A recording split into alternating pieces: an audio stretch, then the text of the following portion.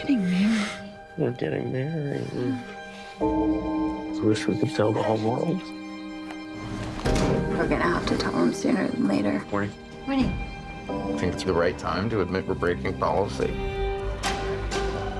That's a snippet from Fair Play, a thriller movie new to Netflix today.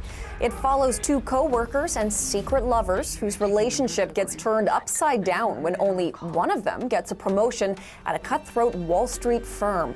The movie made a big splash at Toronto's International Film Festival this year, as well as the Sundance Film Festival, where it was bought from Netflix for a reported $20 million. CBC's senior entertainment reporter Eli Glasner is here to give us his thoughts on this Friday on Fair Play. So Eli, good morning. Thank you for joining us. Thank you.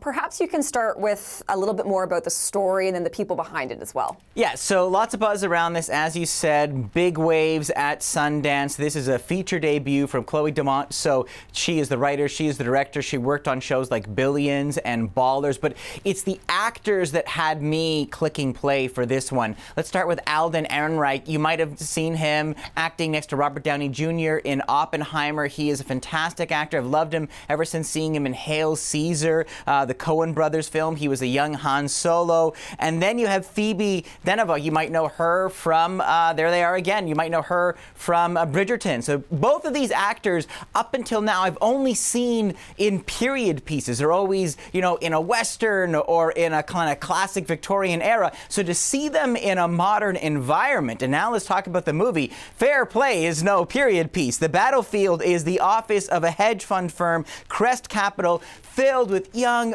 beautiful people who are working hard, playing hard. Now, as you see that ring there. Yes, Emily and Luke, off hours, are very much in love and engaged. But as you heard off the top, it is against company policy. So there they are in the room trying to keep it profesh. Now, you saw someone hitting a monitor with a golf club. So what happens is there is a meltdown, one of the other colleagues, and now there's an opening, and Emily gets some surprising news. Let's take a look.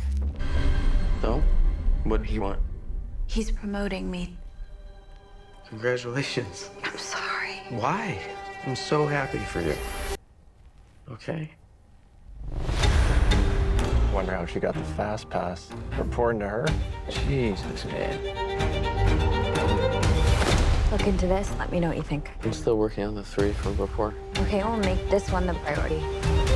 This is where it gets messy. Remember, it's a tiny little office. She's been promoted. She's trying to help him, but she can still see what he's doing at his desk when he's doing something, or maybe he isn't doing anything, and maybe he's just nursing his wounded pride because he thinks he was the one that was going to get the call to become the PM. And this is where the couples start to really start fraying at the edges. I mean, you see them there. They're living together. They're working together. Now they're almost competing together. At the same time, Luke starts listening to this podcast from this guy who seems like a cross between Tony Robbins and Jordan Peterson. He's getting withdrawn. He's getting angry. He's giving the woman who got advice, a woman who got the promotion, advice at how to succeed. Let's watch that. How do you expect people to take you seriously when you dress like a cupcake? Excuse me? 25 million? What the happened? You're pathetic. What'd you say to me? You're letting him walk all over you. You want me to say it again? The only man I let walk all over me is you. We're getting married. We're getting married. Yeah, I hope the tux is a rental. I feel a little bit anxious even just watching this play out, even just thinking about what it would actually be like once they go home after all of that tension. Okay, so no lack of drama, for sure. No lack of tension. A pair of rising stars. What do you think?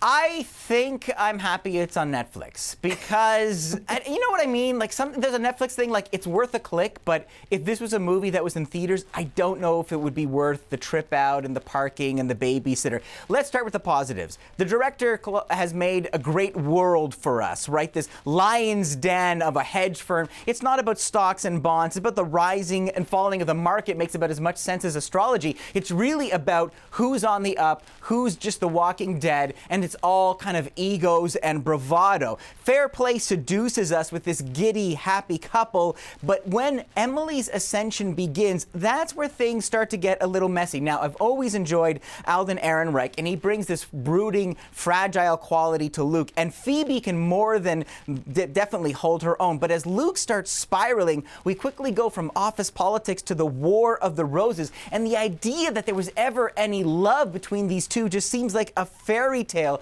as Luke becomes the poster boy for male insecurity. It's at its best demonstrating the double standard, the dance that Emily has to do just to try and stay in what is basically a boys' club. But I will say, Hillary, at 1 hour and 32 minutes, this movie well and truly jumps the shark.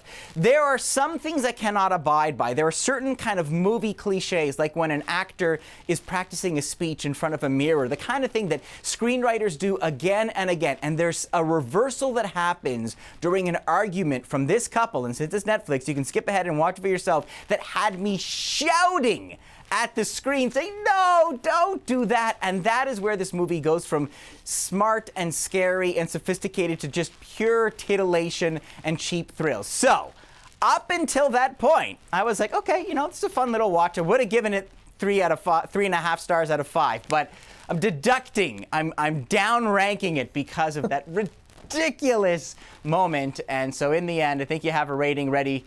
It's going to be 3 out of 5 for Fair Play. Oh, look at this. Very nice. Wow, spooky.